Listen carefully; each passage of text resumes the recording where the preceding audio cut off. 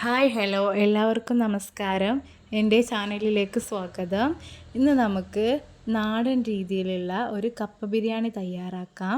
അതിനായിട്ട് കുക്കറിലേക്ക് എല്ലോട് കൂടിയ ബീഫ്, അതിലേക്ക് നമുക്ക് 1.5 ടീസ്പൂൺ മുളക് പൊടി ചേർക്കാം. ആവശ്യാനുസരണം നിങ്ങൾക്ക് എരിവിനനുസരിച്ച് മുളക് പൊടിയുടെ അളവ് കൂട്ടാം. അതിലേക്ക് 1/4 ടീസ്പൂൺ മഞ്ഞൾപ്പൊടി, ഇനി അതിലേക്ക് 2 ടീസ്പൂൺ ഉപ്പ്.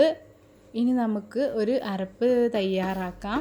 അതിനായിട്ട് 4 അല്ലി വെളുത്തുള്ളി, 5 അല്ലി ചെറിയ ഉള്ളി, 1/2 ടീസ്പൂൺ വലിയ ജീരകം, ഒരു കഷ്ണം ഇഞ്ചി എന്നിവ മിക്സിയിലിട്ട് ചതച്ച് അത് ഈ ബീഫിലേക്ക് ചേർത്ത് കൊടുക്കാം. ഇനി നന്നായിട്ട് കുഴച്ച് തിരുമ്പി എല്ലാ മസാലയും ആ ബീഫിലേക്ക് പിടിപ്പിച്ച് ഇനി ആവശ്യത്തിന് വെള്ളം കൂടി ഒഴിച്ച് നമുക്കിത് നന്നായിട്ട് കുക്കർ അടച്ച് വെച്ച് വേവിച്ചെടുക്കാം.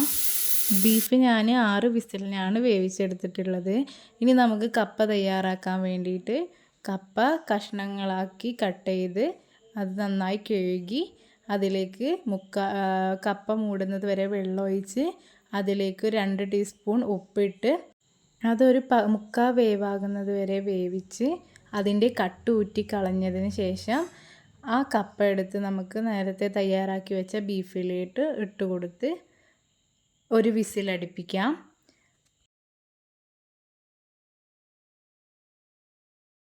അടുത്തതായി വേവിച്ച കപ്പ ഇനി വറവിടണം. അതിനായിട്ട് 15 ചെറിയ ഉള്ളി, 4 വെളുത്തുള്ളി ചെറിയ കഷ്ണങ്ങളാക്കി അരിയുക.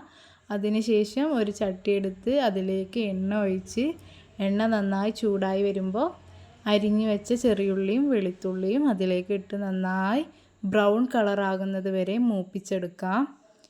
അത് നന്നായി മൂത്തൊരു ബ്രൗൺ കളറായി വരുമ്പോൾ അതിലേക്ക് നമുക്ക് ഒരു തണ്ട് കറിവേപ്പിലയും കൂടി ഇട്ട് നന്നായിട്ട് തന്നെ മൂപ്പിച്ചെടുക്കാം. ഇനി ഇത് മൂത്ത് വന്നതിന് ശേഷം നമുക്ക് വേവിച്ച കപ്പയിലേക്ക് ഇട്ട് കൊടുക്കാം.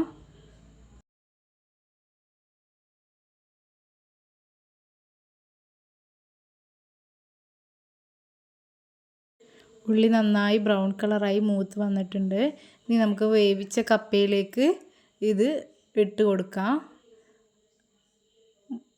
തൂമിച്ച ഉള്ളിയും ചെറിയുള്ളിയും വെളുത്തുള്ളിയും കറിവേപ്പിലയും ഇട്ടതിന് ശേഷം ഇനി നന്നായി ഇത് ഉടച്ചെടുക്കണം. ഒരു തവി വെച്ച് നന്നായി കുത്തി ഉടച്ച് ബീഫും കപ്പയും എല്ലാം ഉടഞ്ഞ് സെറ്റാക്കി എടുക്കാം. ഇതുപോലെ നന്നായി ഉടഞ്ഞ് സെറ്റായി വരുമ്പോൾ ഇനി നമുക്ക് സെർവ് ചെയ്യാവുന്നതാണ്. അപ്പോൾ എല്ലാവർക്കും ഈ കപ്പ ബിരിയാണി ഇഷ്ടമായെന്ന് വിശ്വസിക്കുന്നു. എല്ലാവരും ഇത് ട്രൈ ചെയ്ത് നോക്കണം. ഫീഡ്ബാക്ക് അറിയിക്കുക. Thanks for watching. Please subscribe my video.